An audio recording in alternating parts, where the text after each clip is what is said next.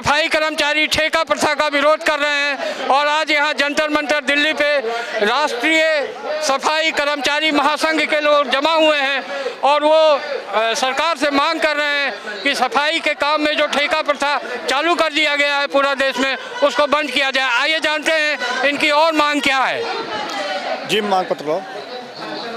हमारे संपूर्ण भारत देश की सफाई कर्मचारियों की तरफ से मांग है कि ये ठेका प्रथा बंद करके सम्मान काम सम्मान वेतन लागू किया जाए। और आप बताइए, आप क्या कहना चाह रहे हैं? मैं संगम कुमार वाल्मीकि शाहजहाँपुर यूपी से हूँ। जो सफाई कर्मचारियों की जो ठेका प्रथा लाई गई है, तो हम चाहते हैं कि जो एक इस देश के आर्मी को सुविधाएं मिल रही हैं, वो हमारे देश के सफाई कर्मचारी भाई को मिलनी चाहिए। हमारे सफाई कर्मचारी भाई के शहीद होने पर उसको तिरंगे से सम्मान मिलना चाहिए। पर इस देश का दुर्भाग्य है, सफाई कर्मचारियों को सम्मान नहीं किया जाता है और उनको आर्थिक रूप से कमजोर करने का कार्य किया जाता है। उनको कॉन्ट्रैक्ट बेस पर लाकर उनको आर्थिक और शिक्षा से वंचित रखने का कार्य किया जाता है। बहुत सारे सफाई कर्मचारी जो सीवर की सफाई करते हैं, ये देखने में आया है कि उनकी गैस से दम घुटने से उनकी मौत हो जाती है, तो उनके लिए सरकार क्या कुछ करती है? सरकार सफाई कर्मचारियों के लिए ये सरकार क्या कर रही है? केवल पैर धोने का काम कर रही है। और हम माननीय मोदी जी से ये कहना चाहते हैं कि आप प्रयागराज जाकर या कहीं पे भी जाकर सफाई कर्मचारियों के पैर धोने का नाटक मत करिए।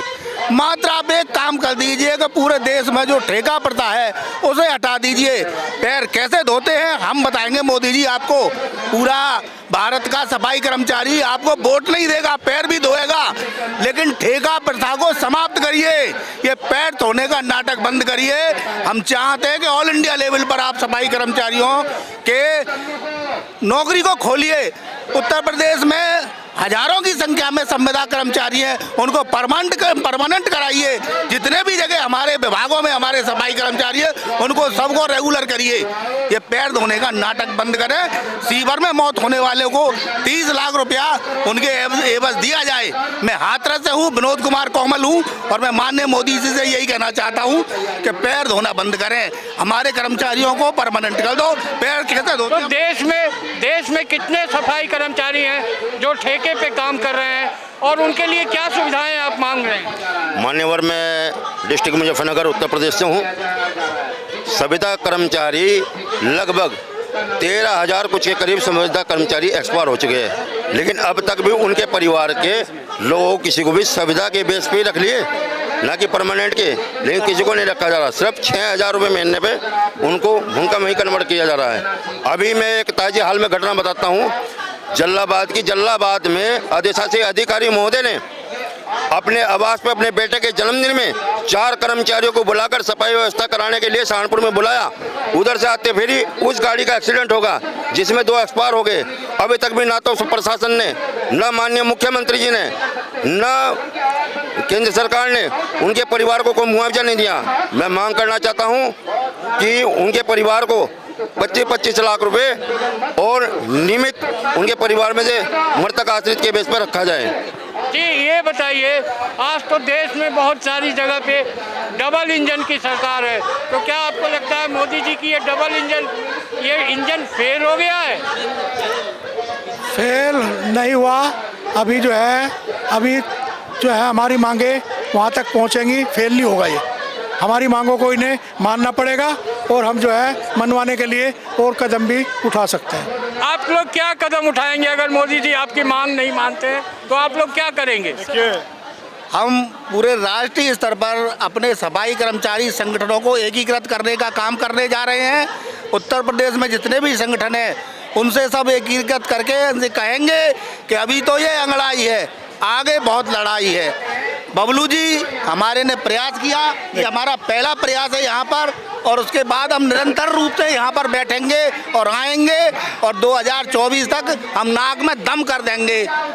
जी मैम आप? मेरी समस्या ये है कि आज भी औरतों को कुछ नहीं समझाता और उनकी कभी मांग पूरी नहीं होती है। उनको कुछ नहीं समझा जाता। कहते हैं औरत को आगे ऊपर बढ़ना चाहिए, लेकिन ऐसा कुछ भी नहीं है। महिला तो बहुत हैं, लेकिन उनको मतलब जैसे कि काम इतना होता है, सैलरी कम होती है, और अगर वो कुछ अपनी परेशानी बताती है तो सुनते नहीं है बिल्कुल भी। सॉरी, पुरुषों के मुकाबले क्या महिला सफाई कर्मचारियों में भेदभाव भी होता है? शायद होता है, जब भी तो ऐसा हो रहा है हमारे साथ में। तो आप अंत में क्या कहना चाहेंगे? मोदी जी से क्या मांग करेंगे? मोदी जी से अब हम मांग नहीं करेंगे, बहुत मांग लिए, अब बहुत ज्ञापन पे ज्ञापन लगा दिया, ये लास्ट ज्ञापन है। अगर 72 घंटे में इस ठेका प्रथा को लेकर हमारे संगठन के पदाधिकारियों से वार्ता नहीं किए तो मजबूरन हम लोग जन आंदोलन करेंगे और संपूर्ण भारत देश में सफाई का काम बंद करेंगे। जी, तो आप देख सकते हैं ठेका प्रथा पे बहाल इन कर्मचारियों का कहना है कि अगर मोदी सरकार ने इनकी मांग नहीं सुनी, मांग नहीं मानी, तो पूरे देश में ये सफाई का काम ठप कर देंगे। ये अपने ऑर्गेनाइजेशन को बिल्ड करने की कोशिश कर रहे हैं। हमारे साथ एक और साथी हैं, सफाई कर्मचारी हैं, वो भी शायद कुछ कहना चाहते हैं।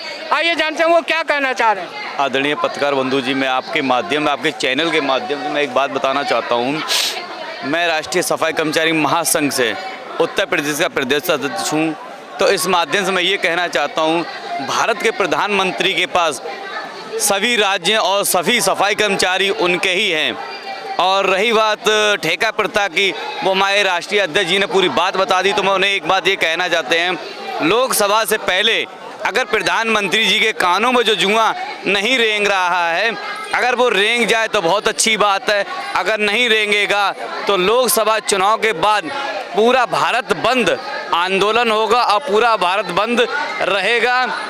जब तक सफाई कर्मी अपनी मांगे पूरी मनवा नहीं लेंगे सरकार, तब तक ये हड़ताल खुलेगी नहीं या पूरे भारतवर्ष की हड़ताल रहेगी। ये मैं आह्वान भी करता हूँ, ये मैं कह भी रहा हूँ। आपके चैनल के माध्यम से मैं मोदी तक आवाज़ पहुँचाना चाहता हूँ, अगर मोदी जी सुधरे तो सुधर जाएं। रही दूसरी बात, अगर ये बात नहीं मानेंगे, भैंस, कुत्ते, बकरी ये मार मार के विधानसभा सांसद के अंदर डालेगा वाल्मीकि समाज के लोग, क्योंकि गंदगी से निकलने का काम और गंदगी साफ करने का केवल वाल्मीकि समाज है। सड़कों की सफाई वाल्मीकि समाज करता है। जब ये मोदी आता है पूरे मंच के पास चूना वाल्मीकि डालता, गंदगी की सफाई वाल्मीकि समाज करता है। अगर वाल्मीकि समाज की बात अगर मोदी नहीं सुनते हैं तो उस गंदगी को खुद कुत्तों की तरह अपने चाहे विधायक लगाएं, सांसद लगाएं, और सड़क को साफ करना पड़ेगा।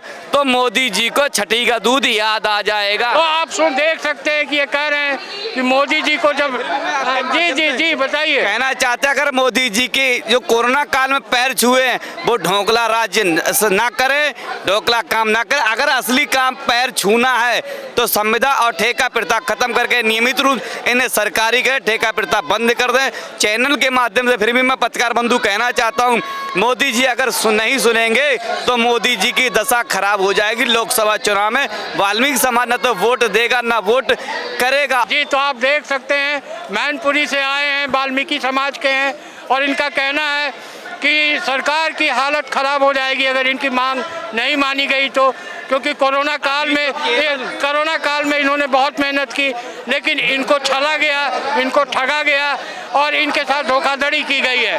डेली न्यूज़ 24x7.com के लिए मैं संजय कुमार, दिल्ली से।